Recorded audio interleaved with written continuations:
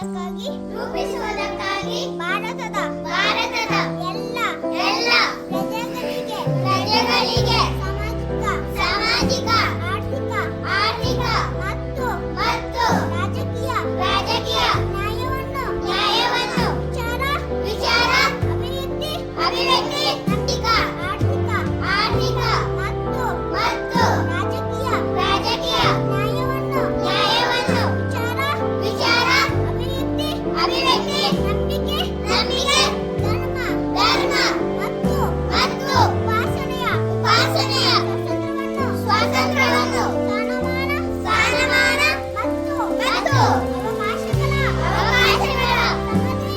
ಸಮತೆಯನ್ನು ದೊರೆಯುವಂತೆ ಮಾಡುವುದಕ್ಕಾಗಿ ವ್ಯಕ್ತಿ ಗೌರವ ದೇಶದ ಏಕತೆ ಮತ್ತು ಸಮಾನತೆಗಾಗಿ ಎಲ್ಲರಲ್ಲಿ ಭ್ರಾತೃತ್ವ ಭಾವನೆಯನ್ನು ಮೂಡಿಸುವುದಕ್ಕೆ ದೃಢ ಸಂಕಲ್ಪ ಮಾಡಿ ನಮ್ಮ ಸಂವಿಧಾನ ಸಭೆಯಲ್ಲಿ 1949ನೇ ಇಸವಿಯ ನವೆಂಬರ್